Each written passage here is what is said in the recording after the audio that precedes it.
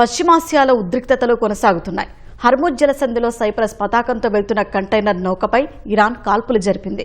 నౌకలోని engine room దెబ్బతినగా ఒకరు గల్లంతయ్యారు. తదుపరి ఆదేశాలు వెలువడే వరకు హర్ముజ్ జలసంధి మూసి ఉంటుందని ఇరాన్ రివల్యూషనరీ గార్డ్ కోర్ ప్రకటించింది.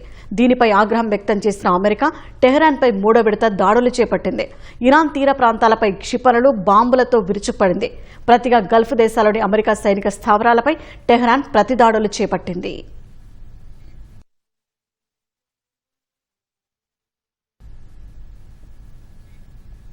అనుమతించిన మార్గంలో ప్రయాణించాలని తాము చేసిన హెచ్చరికలను నౌకలోని సిబ్బంది బేఖాతరు చేయడంతో కాల్పులు జరిపినట్లు ఐఆర్జీసీ తెలిపింది. ప్రతిచర్యగా అమెరికా సైన్యం ఇరాన్పై 3వ విడత క్షిపణి దాడులకు దిగింది. దక్షిణ ఇరాన్లోని సైనిక స్థావరాలు, వాణిజ్య సముదాయాలపై క్షిపణులతో విరుచుపడింది.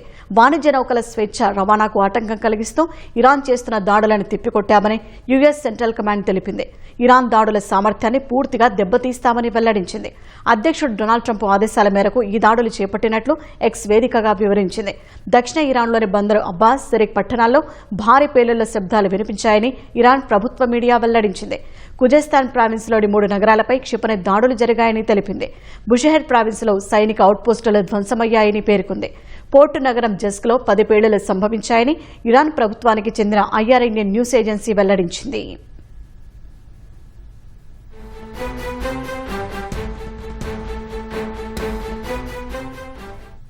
గల్ఫ్ దేశాల్లోని అమెరికా సైనిక స్థావరాలపై ఇరాన్ ప్రతిదాడులు చేపట్టింది.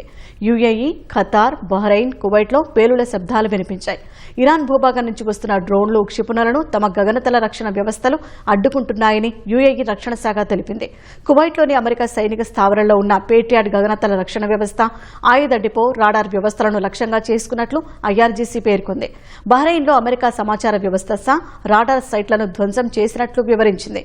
అటు ఒమన్ తీరానికి 16 కిలోమీటర్ల దూరంలో ఓ నౌక ప్రమాదానికి గురైందని UK maritime trade operations X వేదికగా ప్రకటించింది. శనివారం రాత్రి ఘటన జరిగిందని తెలిపింది. నౌక వెనుక భాగం దెబ్బతిందని పేర్కొంది. ఈ ఘటనపై ప్రస్తుతం దర్యాప్తు చేస్తున్నామని వివరించింది.